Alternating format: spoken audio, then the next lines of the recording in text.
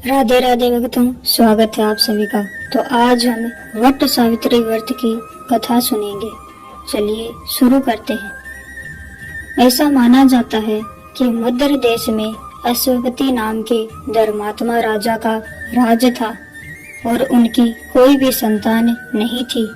राजा ने संतान प्राप्ति के लिए यज्ञ करवाया, जिसके शुभ परिणाम के बाद उनके घर एक कन्या का जन्म हुआ। इस कन्या का नाम सावित्री रखा गया। समय के साथ साथ जब सावित्री बड़ी और विवाह योग्य हुई तो उन्होंने धूम्रसेन के पुत्र सत्यवान को अपने पति रूप में वरण किया। सत्यवान के पिता भी राजा ही थे, लेकिन उनका राजपाट छिन गया था, जिसके चलते वह दरिद्रता में जीवन व्यतीत कर रहे थे। सत्यवान के माता पिता की आंखों की रोशनी चली गई थी और वह जंगल से लकड़ी काटकर उसे बेचकर अपना गुजारा करते थे।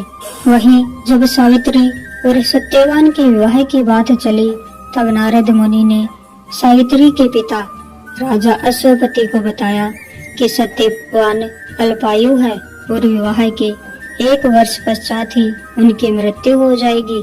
नारद मुनि की बात सुनकर सावित्री के पिता ने उन्हें समझाने का बहुत प्रयास किया, लेकिन वह नहीं माने।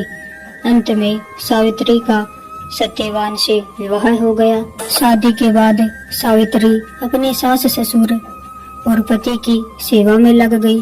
फिर एक दिन वो दिन भी आ गया जिसका जिक्र नारद मुनि ने किया था, सत्यवान की मृत्यु का दिन। उसी दिन सावित्री भी सत्यवान के साथ वन को गई। वन में सत्यवान लकड़ी काटने के लिए जैसे ही पेड़ पर चढ़ने लगा कि उसके सिर में असहनीय पीड़ा होने लगी। कुछ समय तक वह सावित्री की गोद में सिर रखकर लेटा रहा। कुछ ही समय में उनके समक्ष अनेक दूतों के साथ स्वयं यमराज खड़े हुए थे। यमराज सत्यवान की आत्मा को लेकर दक्षिण दिशा की ओर चलने लगे। पतिव्रता सावित्री भी उनके पीछे चलने लगी। आगे जाकर यमराज ने सावित्री से कहा कि हे पतिव्रता नारी, जहाँ तक मनुष्य साथ दे सकता है तुमने अपने पति का साथ दिया, अब तुम घर लौट जाओ। इस पर सावित्री ने कहा, जहाँ तक मेरे पति जाएंगे वहाँ तक मुझे जाना चाहिए, यही सनातन सत्य है।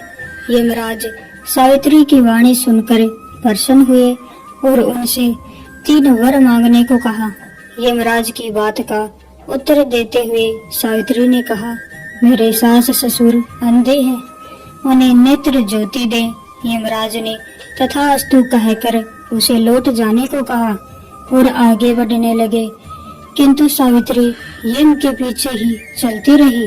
यमराज ने प्रसन्न होकर पुनः वर मांगने को कहा। सावित्री ने वर मांगा, मेरे ससुर का खोया हुआ राज्य उन्हें वापस मिल जाए। इसके बाद सावित्री ने यमदेव से वर मांगा, मैं सत्यवान के 100 पुत्रों की माँ बनना चाहती हूँ, कृपा कर आप मुझे यह वरदान दें। सावित्री की पति भक्ति से प्रसन्न हो तथास्तु कह दिया।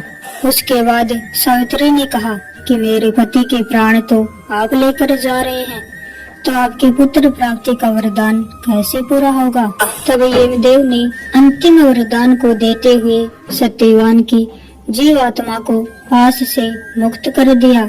सावित्री पुनः उसी वट वृक्ष के नीचे लौट आई तो उन्होंने पाया कि वट वृक्ष के नीचे पड़े सत्यवान के मृत शरीर में जीव का संचार हो रहा है।